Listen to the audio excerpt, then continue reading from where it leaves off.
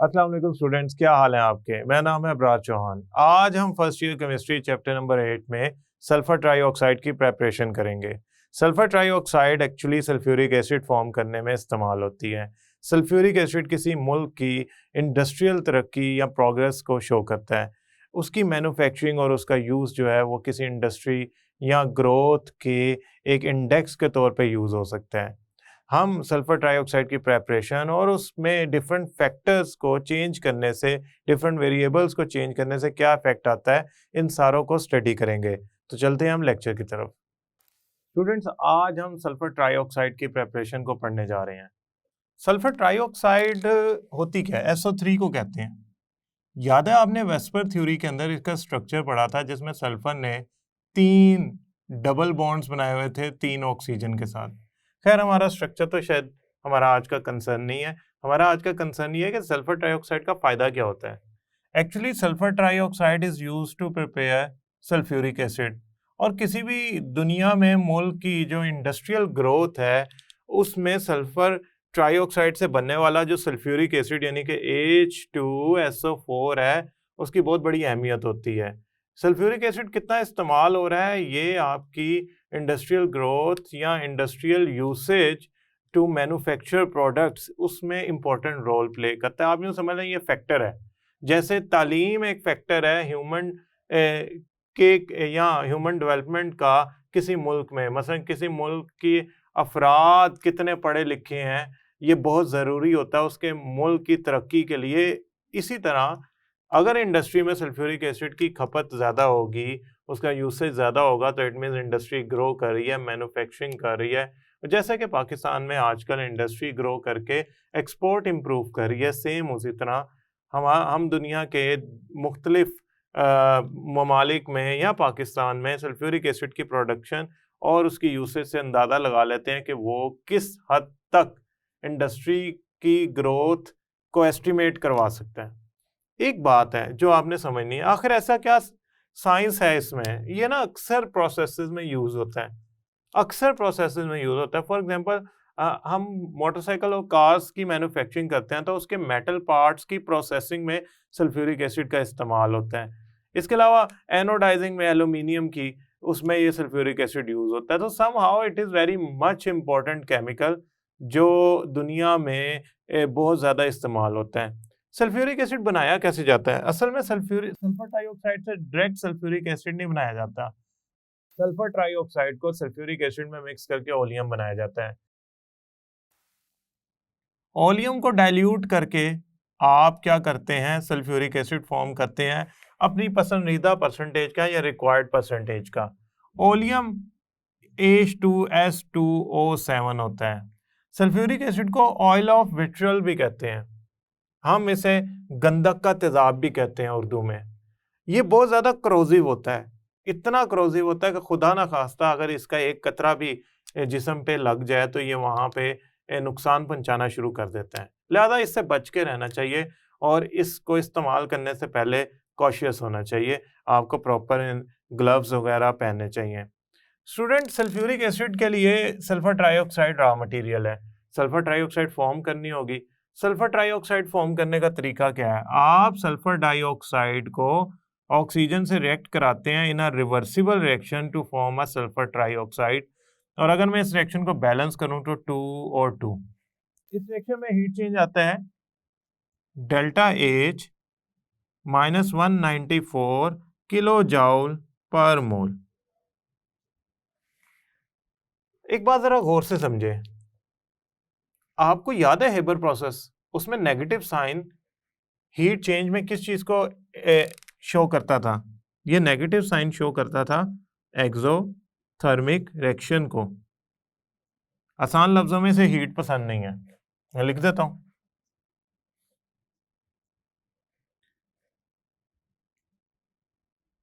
This reaction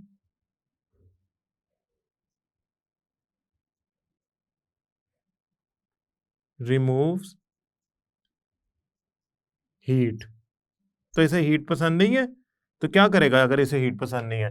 अगर मैं temperature बढ़ाऊंगा वो कहेगा मैं खुद हीट रिमूव कर रहा हूं, आप टेम्परेचर बढ़ाते जा रहे हैं, आप तो मेरे अगेंस्ट जा रहे हैं। वो रिवर्स में चला जाएगा बजाय फॉरवर्ड डायरेक्शन में जाने के। अगर आप सोचें कि आप किसी ऐसी जगह पे बैठे हैं जहां पे आप कंफर्टेबल नहीं है तो आप उस जगह को छोड़ देंगे। सेम इसी तरह रिएक्शन जाना चाहता है फॉरवर्ड डायरेक्शन में by removing heat, by removing that amount of heat. तो आप क्या कर रहे हैं, आप टेम्परेचर बढ़ा रहे हैं, आप हीट कंटेंट्स बढ़ा रहे हैं। वो कहेगा मैं तो हीट रिमूव कर रहा था, ये हीट कंटेंट इतने ज्यादा कैसे आ गए। इसका मतलब ये है कि उसको लगा कि हीट कंटेंट ज्यादा हो गए हैं, तो वो रिवर्स डायरेक्शन में चला जाएगा। किसी भी केस सिनेरियो से देख ले, ज्यादा आसान तरीका ये है कि एक्सोथर्मी का हीट पसंद नहीं है, so the by the application of temperature, by increasing the temperature you are actually not favouring this reaction, आप इसके अगेंस्ट जा रहे हैं, लिहाजा वो रिवर्स में जाएगा। लिहाजा टेम्परेचर के साथ नहीं आपने ऐसा कोई चेंजिंग करनी कि आप इसको रिवर्स डायरेक्शन में ले जाएं।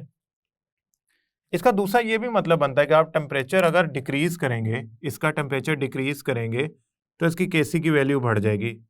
आपके सामने एक ये टेबल है, इस टेबल में गौर से देखें। अगर आप टेम्परेचर 200 डिग्री रखते हैं, चलें ऐसा करते हैं 200 को छोड़ते हैं, 400 से 500 के दरमियान अगर टेम्परेचर रखते हैं तो केसी की वैल्यू 160 से 55 आती है।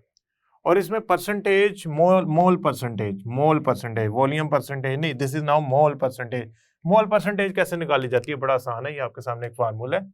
इस फार्मूले में आप मोल परसेंटेज निकाल सकते हैं। 75 मोल परसेंटेज में मैंने ये वैल्यूज इनपुट की हुई हैं। 75 over 100 multiply by 100 is equal to 75%। अगर आप 400 से 500 डिग्री रखते हैं तो आपकी केसी की वैल्यू 160 से 55 के दरमियान होगी, और आपकी जो सल्फर ट्राइऑक्साइड होगी रिएक्शन मिक्सचर के अंदर इक्विलिब्रियम पे, उसमें ये इन रेंजेस के दरमियान उसकी मोल परसेंटेज होगी। अगर आप टेम्परेचर इसके दरमियान रखते हैं, से 650 डिग्री रखते हैं, तो आपके रिएक्शन मिक्सचर में जो केसी की वैल्यू होगी बहुत कम होगी, सो आपकी मोल परसेंटेज ऑफ सल्फर डाइऑक्साइड भी कम होगी। इसका मतलब यही है, टेम्परेचर बढ़ाना फेवर नहीं कर रहा। अच्छा, आप इस रिएक्शन के बाकी कंटेंट्स को देखें। 2+1, ये अगर मैं रिएक्टेंट्स को देखूं तो 2+1 कितने मोल्स बने, 3। इधर कितने हैं, 2। ये तो वही बात होगी हेबर प्रोसेस वाली, ये ज्यादा वॉल्यूम है, ये कम वॉल्यूम है। इट मींस हेबर वाले सारे पॉइंट्स इस पे लग सकते हैं। पहला पॉइंट हम जरा चेक करते हैं। बाय टेम्परेचर की बात करते हैं। By decreasing temperature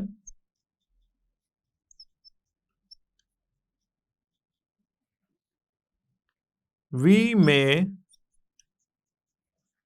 favor the reaction to move in forward direction या to shift equilibrium on right side, यानी कि प्रोडक्ट ज्यादा बनाए।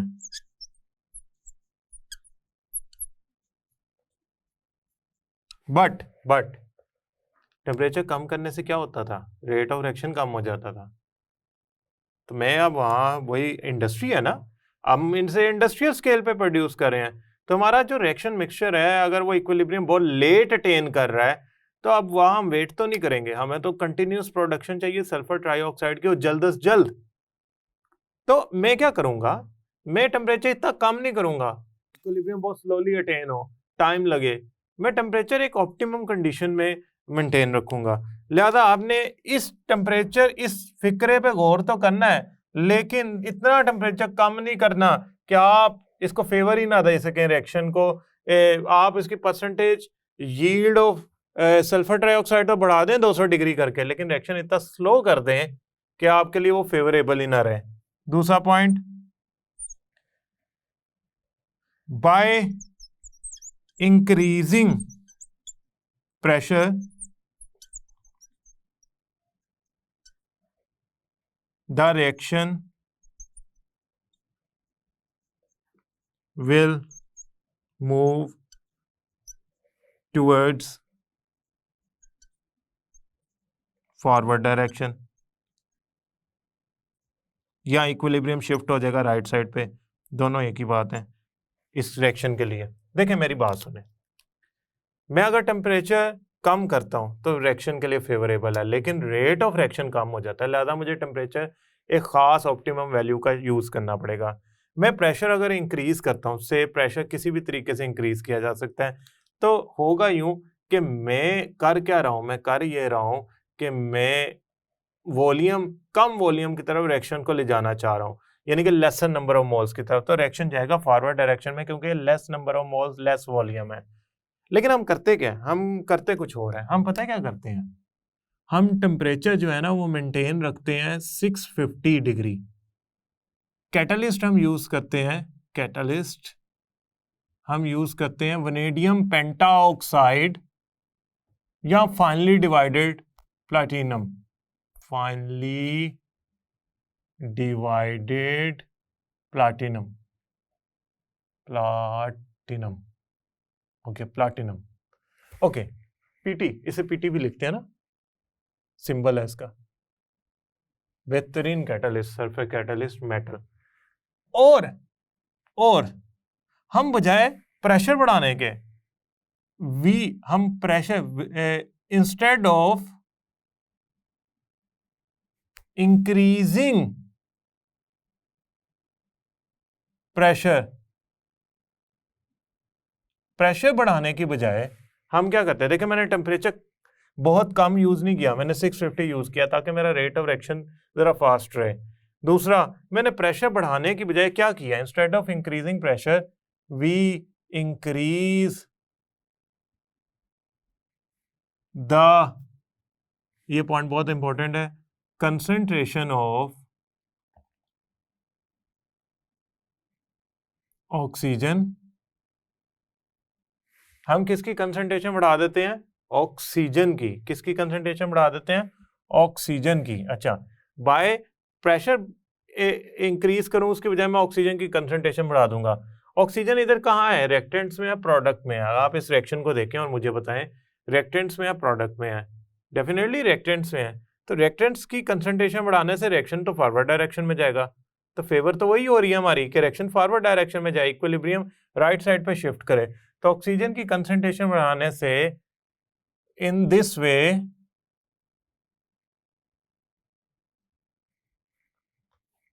reaction will move towards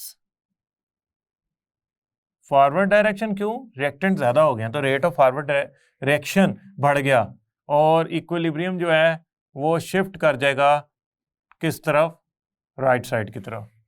तो ये एक इंपॉर्टेंट पॉइंट था जो बुक में लिखा हुआ था। अच्छा, हम करते क्या, सबसे पहले तो ये अगर फॉर एग्जांपल कैटलिस्ट है, ये कैटलिस्ट की सरफेस है, इसके ऊपर से हम SO2 और O2 का जो मिक्सचर है वो पास करते हैं। कितने टेम्परेचर पे, 650 डिग्री पे। This is finally divided platinum और it could be vanadium pentoxide. और ऑक्सीजन की कंसंट्रेशन बढ़ाते हैं तो ये कन्वर्ट हो जाता है SO3 में, और कुछ उसकी परसेंटेज जो है वो रिएक्टेंट्स में मौजूद रहती है। अब आप क्या करते हैं, इस रिएक्शन मिक्सचर को रिसाइकल करते हैं।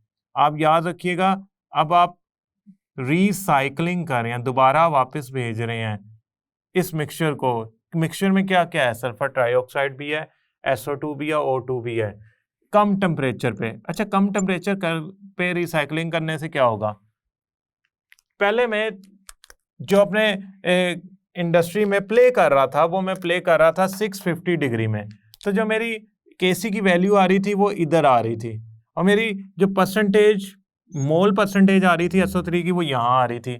जब मैं उसे रिसाइकल करूंगा एट लोअर टेम्परेचर, तो मेरा जो टेम्परेचर है वो इन दोनों के दरमियान 400 से 500 डिग्री के दरमियान कोई होगा, ठंडा करके कर रहा हूँ ना, तो उससे Kc की वैल्यू ज्यादा होती है उस टेम्परेचर कंडीशंस पे, लिहाजा मेरी SO3 की यील्ड बढ़ जाएगी। यानी कि बाय रिसाइकलिंग एट 400 और 500 डिग्री, यानी कि लेसर टेम्परेचर पे उसको मिक्सचर को रिसाइकल करने पे we increase the yield of reaction और सल्फर ट्राइऑक्साइड, जिस मर्जी की कह लें। अब ये सल्फर ट्राइऑक्साइड की जो प्रेपरेशन है ना, ये तो हो गई।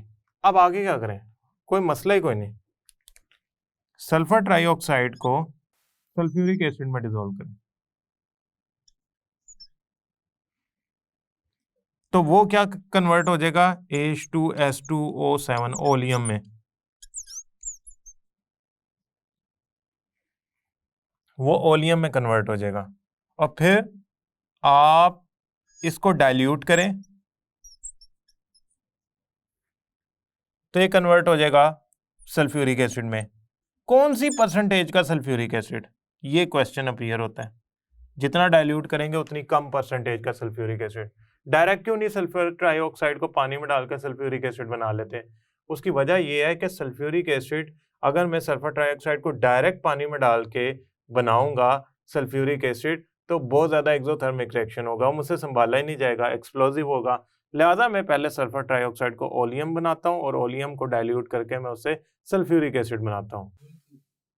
आई होप स्टूडेंट ये लेक्चर आपको समझ आया होगा। नेक्स्ट लेक्चर तक के लिए अल्लाह हाफिज़।